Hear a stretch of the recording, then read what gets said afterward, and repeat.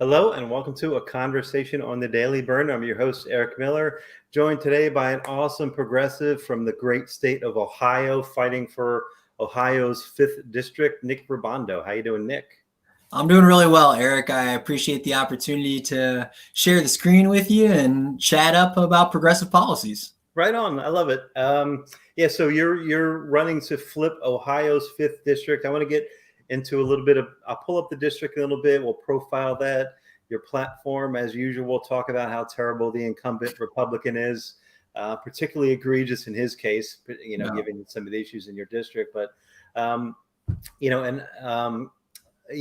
guess your district is Ohio 5th, so that's kind of like the Northwest. You're endorsed by brand new Congress. Firefighters Union, Planned Parenthood, Sierra Club, Moms Demand Action, Gun Sense candidate at AFL-CIO, UAW, et cetera, a whole list of endorsements. Nick does not take corporate PAC money, so I'm going to plug his website 1,000 times during this interview, NickRubando.com. He needs our donations, small and large. And you made it through a primary, heavily contested primary.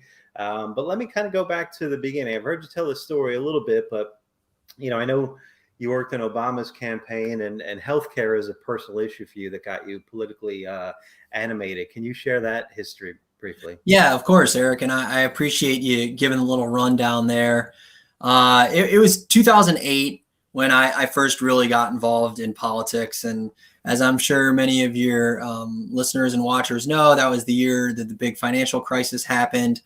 My father lost his job that year. Unfortunately, my parents also got divorced that year. And my mom found herself a single woman with a pre-existing condition who could not afford an individualized insurance plan. And I saw how hard that was on her and how hard that was on my family. And I just didn't want to see any other family go through that struggle. So I was actually in college at the time. I was going to Indiana University, and I started to learn about the Barack Obama campaign, and I got involved as a student volunteer, just kind of like helping register student voters. And then we were, organizing meetups and kind of just doing some grassroots organizing on the campus as well as through the state. And the work that we did on Indiana University's campus actually helped flip that state from red to blue for the first time in nearly 50 years. Amazing. And of course, Obama won that election. He passed the Affordable Care Act, and my mom was able to afford an individualized insurance plan for the first time and even start her own small business. And, I was able to realize that small actions that we all take, just getting involved on a local level, can help change the lives of millions of Americans on a really positive note. And, that's what got me involved in politics. I actually moved out to Southern California after I graduated from college and worked on a couple local elections there. I was also working for a tech startup company. Most recently, I was involved in California's 25th district, where we flipped a House seat from red to blue there. And then when I got back to Ohio, I moved back. I started to look into politics here, and I looked at our representative, and you kind of touched on this before, but even before the pandemic hit, we had a lot of problems here in Ohio. Our manufacturer sector was down. Family farm bankruptcies had seen an 8-year high. We have Lake Erie in our district that turns green every summer because of toxic algal blooms. And, we're also top 2 in opioid related deaths. And again, this was all before the pandemic hit. And so when I got back to this area, I was like, who's representing this area? Because who's allowing all of this to happen? And, I started to learn about our representative, Bob Latta. And the more I dug into his kind of career, I realized that, so he sits on the Energy and Commerce Committee. So he's actually tasked with regulating the oil and gas industry and the opioid industry. And yet those are the exact corporations he's taking 75% of his corporate donors from. So he's getting hundreds of thousands of dollars from opioid manufacturers and oil and gas companies. And we have all these problems in Ohio with, skyrocketing opioid deaths and a lake that turns green every summer. So I was really motivated to get on someone's team who was running against him. And I started talking to a lot of people, and I was like, hey, who's running against Latta? Because we need to flip this district. We need to get this guy out. And, unfortunately, I heard a lot of, well, this district's really gerrymandered. He's got a lot of money. It's a really hard district to win. So no one was really stepping up and doing it. And that's when, I got some support from the community, and I decided to do it myself and to just run and try to build a grassroots campaign where we're really pushing strong progressive issues that we know are going to win the day. And that's what has brought us to right now. Of course, could have never anticipated what the world would look like at this point in time when I started running about a year and a half ago. But, I think now more than ever, this pandemic has just highlighted the problems that were already kind of running rampant in this country. And whether that is healthcare and people losing their health insurance because they're losing their job because we have a healthcare system that is tied to one's employment, or whether it's the economy and the growing wealth gap that we're seeing. I was just listening to NPR before this, and we were talking about how there's the wealth gap is even growing even more exponentially now, and how, people are actually benefiting from this pandemic. And it's so sad to see regular, everyday working Americans and working Ohioans really get hurt by this pandemic, but also by the leaders that we have chosen to elect. And that's why we're motivated to run, and that's why we're motivated to make a change. Awesome. Yeah, there's a lot in there that I want to unpack. That was well said. I want to just pull up your district real quickly, just to profile a little bit. Like you said, it's gerrymandered, but sort of the north west of Ohio, right? I guess it's from Hardin to Mercer County, Lucas to Williams, if I got the counties right. I think there's 14 counties total. Sort of outside of Toledo. Toledo is, I guess, the most egregious example of gerrymandering in your district. Just give me, I like to give candidates an opportunity to brag about their district. Tell me about Ohio's 5th. Yeah, well, I mean, the district's really cool. And we do have some parts of Toledo. We actually have 7 city wards of Toledo, but the vast majority of it has been cut out of our district. I grew up right outside of Toledo in an area called Holland, Ohio. I currently live in Bowling Green, which is just a little south of that, down 75, which is in Wood County. Of course, that's home to Bowling Green State University, which is an amazing university here in the district. I think it's really cool. So, I don't know if you can kind of see this from the map, but so you can kind of see Lake Erie there in the top corner. There's the Maumee River runs from Lake Erie all the way through the district into Indiana. So it's kind of cool because you can literally take drives throughout the district and just be driving all along the banks of the Maumee River throughout almost the whole district, which I think is just a beautiful sight. Obviously, we've been doing a lot of driving and getting around. The district's huge. So there will be times where we're driving to somewhere in Mercer County that will literally take me two hours to get there. And but it gives us a lot of time to check out the scenery and make stops along the way. I think one of the greatest things about this district is all the cool, historic downtowns that I get to check out. And unfortunately, because the economy isn't doing so great, there's a lot of store closures that show up in these downtown areas. And that's why we want to work so hard to revitalize the economies, because there are so many great, old school buildings and old school courthouses that were built in the late 1800s, and that architecture is just phenomenal. And I want to see these old town centers kind of revitalized, because the architecture is so great, and I would love to just see a huge revitalization of this area and of Northwest Ohio. Awesome. I want to ask about, I guess agriculture is a big industry there. I want to ask about some of that investment you're talking about, but since I'm here, I would be remiss if I didn't pull up your website. So it's nickrubando.com. Obviously, the donate button, you want to go there and send Nick a couple of bucks, or a couple of bucks. You also have mechanisms to volunteer. I know you have phone banking, text banking, and so forth. So, grassroots campaign. I'm assuming you're running up against, big corporate PAC money on the other side. So, it's a flippable seat. It's a red district, but Nick needs our help, and it's certainly within striking distance. And, especially during this cycle, because, some of the headlines lately, Ohio is in play. I think Joe Biden was just in Ohio over the last couple of days, right? So, well, he was in Toledo, in fact. So he was right here. And, there was a New York Times opinion article that just came out that talked about the 10 most pivotal counties to ensure that, Joe Biden wins, and Wood County, which I live in, was number 2. So this area has always been kind of, a pivot district in this battleground state. And we just did a poll a couple weeks ago. It showed we were only a couple points behind our Republican incumbent, with 17% of the electorate still undecided. So it's definitely flippable, and it's definitely a seat that we need to flip, because I don't know if you know this, Eric, but no Republican has ever won the presidency without first winning Ohio. So when we flip this district, we'll flip this state and really send Donald Trump packing come November, which I think all of us really want to see. And, yeah. There's an interesting phenomenon going on where there are, obviously I'm assuming the Biden campaign is putting a lot of resources into counties like yours, right? And districts like yours.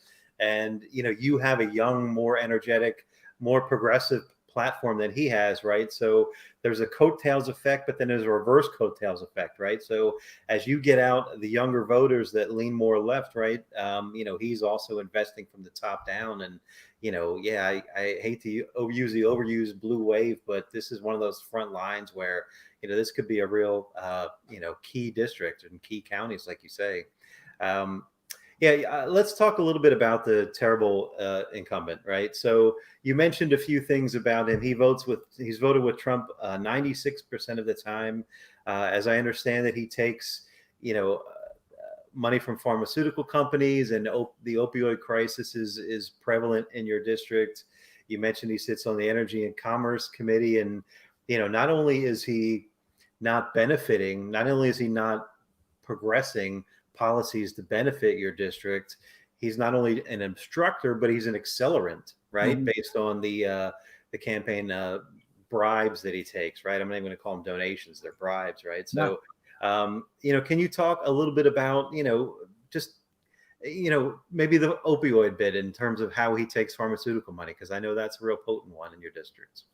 Yeah, of course. And, just to kind of show you what we're dealing with here. So the Columbus Dispatch, which is like the biggest newspaper out of Columbus, which is the capital of Ohio, they did a report a couple weeks back that just kind of highlighted everyone's personal wealth from the state of Ohio that's in Congress. And Bob Latta, who we're running against, has made more money in Washington than any other federally elected official. His personal wealth has gone up over 200% since being in Washington.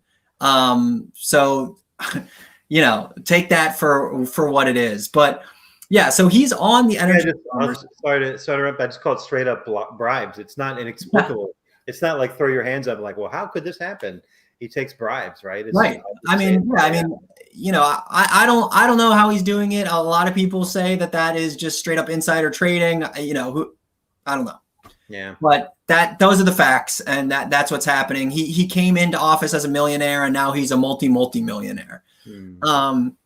But yeah, like you were saying, our district, and unfortunately, since the pandemic has hit, we've seen even a higher increase in opioid overdoses and opioid deaths. And it has hit our district really, really hard. And our incumbent is on the committee that is supposed to be regulating these industries. And, you just take Johnson & Johnson, for example. So they were just in court in Ohio for their aggressive marketing practices for fentanyl patches.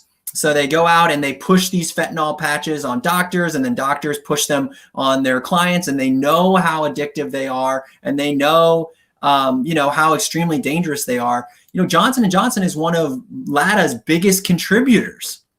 And so it just goes to show you, like, how are lawmakers supposed to actually regulate these companies and make laws that are, reining these companies in, when these are the people that are basically paying their salary so that they can get into Washington each year. And we see that time and time again. Again, the oil and gas companies, we're trying to build a green economy here. We're trying to clean up the Maumee River, which I talked about in Lake Erie, which turns green every summer. And our representative is getting hundreds of thousands of dollars from oil and gas companies. And, we could have a huge economic opportunity by investing in wind energy in Ohio. Right now we're utilizing less than 1% of our potential wind energy in this state. And we also have one of the largest solar panel manufacturing facilities in Perrysburg, and that could be replicated. Perrysburg is an area right outside of Toledo, which is also in our district. This could be replicated all over our area. We have so many abandoned factories that could be turned into solar panel manufacturing facilities or wind turbine manufacturing facilities. But our representative does not want to incentivize green alternative energy because he's taking so much from the oil and gas companies. So that is directly hurting our constituents and directly hurting our economic output for this area and the environment, like let alone what it's doing to our environment. And so it's not like he's just sitting back and collecting a paycheck in Washington. He's actively hurting us. Yeah, here, well said. So suffice it to say, you wouldn't get into the House and then start taking money from Johnson & Johnson and Merck and Raytheon and ExxonMobil. You will refuse corporate PAC money until infinity, right? So 100%. Yeah. So NickRubando.com. He needs our money, right? In fact, if he took corporate PAC money, I wouldn't even be talking to him. So that's, he's an authentic advocate for the people. And you can see it when Nick's talking here, right? He's got a passion. He wouldn't be working for giant multinational corporate donors. He's working for the environment. He's working for the farmers. Let's talk about agriculture, right? I know that's a big industry in your district. And, not only are they impacted by, climate change issues. I'm sure their yields are down, et cetera, right? Drought issues, things like that. But, also directly negatively impacted by tariffs and trade wars. We talk about your plan for agriculture in your district. Yeah, of course. And actually, Ohio's 5th is the largest agricultural producing district in the entire state of Ohio. So we do have a large swath of our constituents are in the agricultural industry. And soybeans is actually the #1 crop in Ohio. And I'm sure if you've been following the news, because of the Trump trade war that he conducted, the Chinese government put retaliatory tariffs on soybean production. So that has crushed the Ohio soybean producers in this state. And it has really, really negatively affected them. And we've seen it. I mean, family farm bankruptcies before the pandemic hit an 8-year high in January. So, that has been really, really hard on us. The other thing that we're seeing in our district is large scale factory farms that are coming in. And, not only are these bad for the family farmers because they're stifling competition and really creating monopolies, but also, I talked about the toxic algal blooms that occur in Lake Erie. A lot of that comes from these large scale factory farms. And I mean, if you don't know what I'm talking about, it's these literal huge facilities with cows, chickens, pigs packed in like shoulder to shoulder to shoulder. I drive by them all the time in our district. They smell horribly. So anyone who lives around them smells this. And that's because these animals, obviously, they have waste. And the waste basically just goes out into the field. And then that runs in, and by field, I mean, they spray it into the field because they're all in these like large concrete facilities.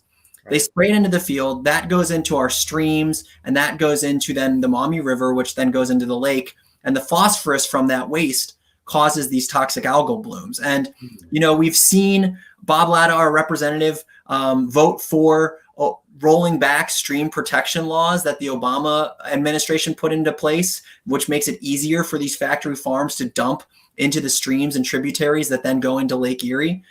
We've also seen the Trump administration systematically dismantle the EPA so that the EPA can't go in and actually maintain these facilities and regulate these facilities.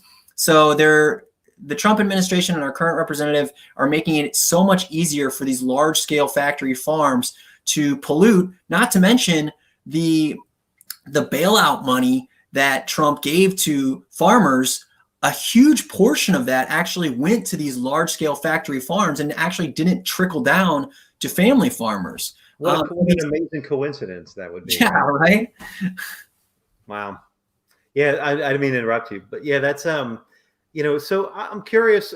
I'm always curious to talk to progressives that are running in red districts. So those issues, they're very, they're people centered, to use Carrie Evelyn Harris's phrase. But the regulation one, the right wing framing seems to dominate everything, right? So there's this anti-regulation thing that's just, we sort of internalized it, right? I mean, we haven't, but a lot of people have, right? Regulations are bad, right? Mm-hmm. So when that is a very real world example of a regulation that benefits them, having a clean environment, right? So when you frame that to a constituent who might not be necessarily friendly to your cause in general, like, how is it received, and how successful are you in framing that, because of this regulation, your children aren't going to be ingesting carcinogens or whatever, right? So how successful have you been at overcoming that right wing anti-regulation framing? Yeah, and Eric, I appreciate you asking that question, because you're right. I mean, the way that Bob Latta talks about this, who again is who we're running against, and how we've seen people on the right talk about these like stream protection laws, is that they actually stifle family farmers, and it's so much harder for family farmers to do this, and that's why we have to like come out, and that's why we're trying to meet people where they are, because we're trying to bring them the facts, and we're like, let's be really clear, like, family farmers are not impacted by this. These are regulations that are going after large scale factory farms, and these factory farms are actually causing family farmers to have to close down. Mm-hmm. So we're trying to regulate large scale corporate farming, not family farming. And I think that is the most important thing. And that's why, before the pandemic, we were holding large scale town halls in like deep red areas, because we thought, and we know actually that, when people actually hear our message, and when we're able to explain what's going on and what we're trying to do,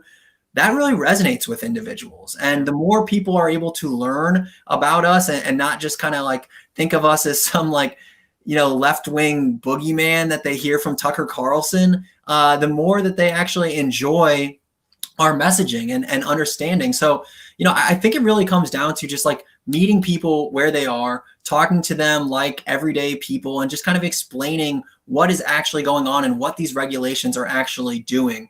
I think that there's a lot of buzzwords right now that the right has like demonized so hard. And that's why it's important to talk with people and explain people. And again, that has been a little tough during the pandemic. And that is definitely something that we've run into a little bit, but we've tried to come up with creative ways to still get out into the community and get our message across, so that we're really being able to connect with people and keep people informed of what we're actually talking about. Right on.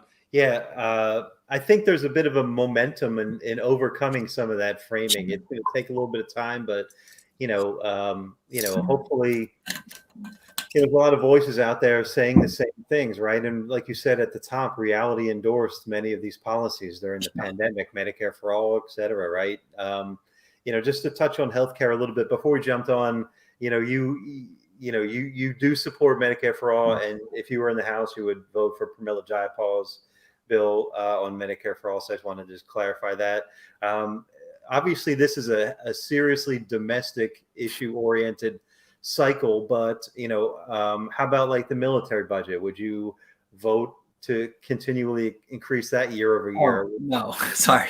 Okay. Sorry, I thought I shook my head yes before I actually heard the question, but like we're spending too much on the military, and that needs to be funneled back domestically. I mean, it's just insane the amount of money that we keep pouring into this to be the world's police, when we have problems right here in America that need to be addressed. And first and foremost, I mean, healthcare. Like you were saying, I think that we need to ensure that we're investing in healthcare as a human right. And I think what we've seen because of this pandemic, it just really displays why healthcare should not be tied to your employer. I mean, right now we have over 1 million unemployed Ohioans just in this state who, a lot of whom lost their health insurance in the middle of a pandemic because through no fault of their own, they were let go from their job. And that's unacceptable.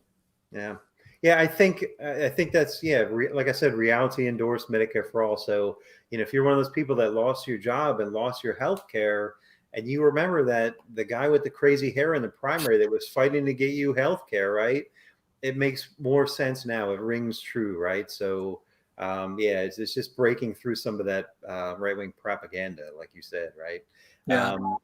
I'm curious about. I haven't asked anybody about this yet, but I have this anticipation that, whichever way it goes in November through January, on the back end of this pandemic, we're gonna hear, we got to tighten our belts. We just went through a national crisis. We got to tighten our belts, and I think we're going to go on the defensive against cuts to Social Security. I don't know if you have that feeling. I'm just throwing it out there as a prediction. Would you defend Social Security if you were in the House? 100%. And I mean, I don't know, man. I don't think that this is the time for austerity measures right now. I mean, I think that this is the time to strengthen social safety nets and really invest in infrastructure spending to ensure that we're creating a better economy for everyone. So, and this is something that's really personal to me and to our district as well, because we do have a lot of seniors in this district, a lot of people who are taking advantage of Social Security. And you talked about how my opponent votes with Donald Trump about 98 or 96% of the time.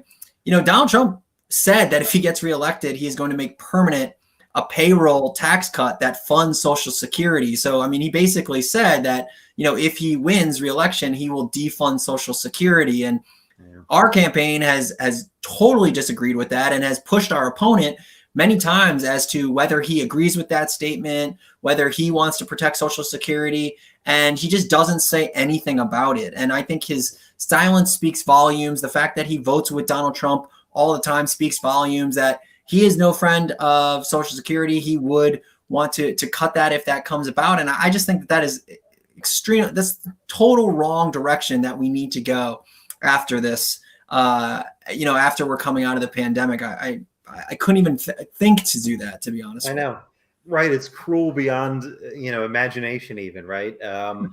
So let me just say it again: NickRubando.com. I thank you for your time. Just a couple kind of questions to wrap up. Is there anything that we didn't hit on policy wise that you want to focus on?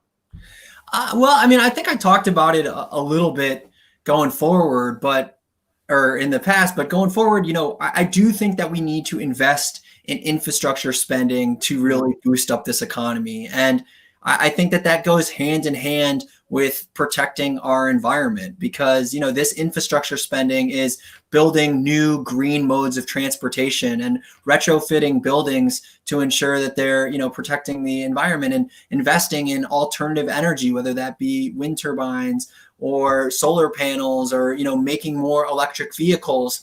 Right here in Northwest Ohio, in Toledo, we have a big Jeep plant. We're a big area that does a lot of car manufacturing. Like we need to move away from fossil fuels, not only because it's the good thing to do for the environment, but also because it's the right thing to do economically. I mean, we need to come up with the next fuel source. We need to come up with the next reliable fuel source to ensure that we're kind of leading the way on that front. And I think that this can be done with infrastructure spending, not to mention that's talking about, new public schools, new hospitals, universal broadband internet, which is a huge thing for our district too. I mean, it's kind of crazy to think about this, but right now there are large swaths of our district that do not have reliable broadband internet.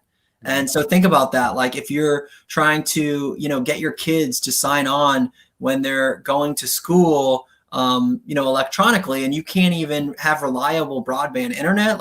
I talk to people who literally have to send their kids to the parking lot of a McDonald's or a Starbucks so that they can use their Wi-Fi so that the kids can do their homework.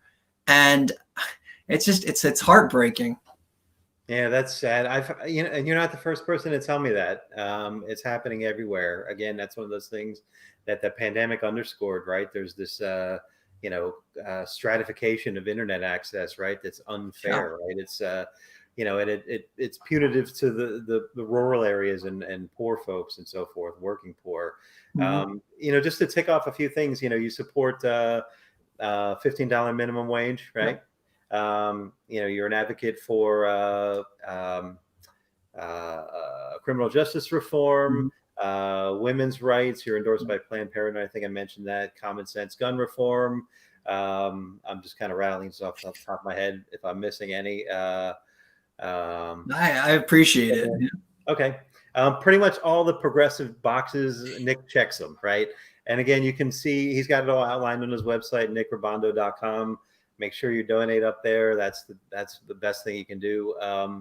We got like 3 weeks left. So, any little bit is going to be, there are races like Amy McGrath doesn't need any more money.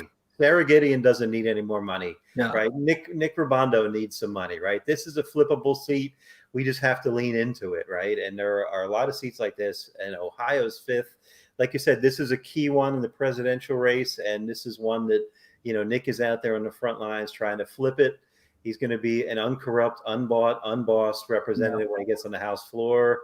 And you can see it. He's an authentic, advocate for the people, which is what we would be blessed to have. So before we go, let me ask you, is there anybody else on your slate or in your district that you want to make mention of that you're running with? Yeah, of course. We've been running a real coordinated campaign here because we know that, the better our campaign does, the better we can do for seats up and down the ballot. And again, when you talk about like investing in a race, like we are running a coordinated campaign, and we do have opportunities to flip state Senate seats, House seats. We have 2 like Supreme Court justices in Ohio. That is extremely important. But, we're running a coordinated campaign with a guy named Joel Odoricio, who is running for state Senate in District 2, Ohio State District 2. He's a phenomenal candidate. Nancy Larson is running in House District 47. She's great as well. Laurel Johnson is also running a fantastic House race here. And this Alana Swope in Ohio, I'm not sure what House district she's in, but she's been running a really cool, solid campaign. She's very progressive. All these people are extremely progressive, and it's just exciting to see progressive ideals, especially right here in Ohio, because something that we talk about on Brand New Congress is like we're trying to flip these seats from red to progressive. And I think if we can get a big progressive win in a place like Ohio, it shows that these ideals are, universally popular. Like they're not just popular in New York or California. It's like if we can win right here in the heartland of America, it shows that things like, Medicare for all and a Green New Deal, like these are things that people everywhere want. And that's why we think it's so important to flip this seat and get some progressive ideals right here in the Midwest. Yeah, here. Well said. There are a lot of races like that too. There's Julie Oliver, Mike Siegel in Texas. Yeah. Right? Adam Christensen in Florida. There's, so many. Adrian Bell in Texas as well. Kara Eastman, right? Have been coming up on the show. Even Marquita Bradshaw, has a shot in Tennessee at the Senate seat. I have her coming up as well. Oh, cool. There are a lot of districts like yours. I didn't look at the history, but I know Bob Lott has been in a seat for 12 years or something. And I think maybe you mentioned it. There hasn't been a serious challenger, which makes me think like the party hasn't, they kind of just shrug it off like, it's not really winnable. But, if we lean into it, particularly policy wise, people will respond, right? These, that's why I use Carrie Evelyn Harris's term. It's people-centered platform, right? It destigmatizes it. And, like you said about rural broadband and, Medicare for all during a pandemic, the pandemic doesn't know if you're red or blue. It affects us all equally, right? So, we just got to get the message out to get candidates like Nick fighting, get votes for people like Nick that are fighting for people-centered policy. So Godspeed, my friend. I look forward to early voting has started, obviously, right through November 3rd. So any information you want to provide about that people might find useful? Yeah, I mean, so I voted on the first day of early voting in Wood County, which again I said is like top two in the most important counties in the district. And we got some numbers back from the Board of Elections on that first day of early votings. We had 3 times as many people vote on that first day as opposed to 2016, and twice as many were registered Democrats. And those numbers are showing up all over our district. People are really excited. So if you do live in the district and you're watching this, you can vote early at your Board of Elections, or if you're getting your absentee ballot, we have ballot drop boxes right at the Board of Elections. Unfortunately, in most counties, there's only one drop box. We've had a little bit of a legal fight with the Ohio Secretary of State, but we do have drop boxes, so you can drop those off or you can mail them back in.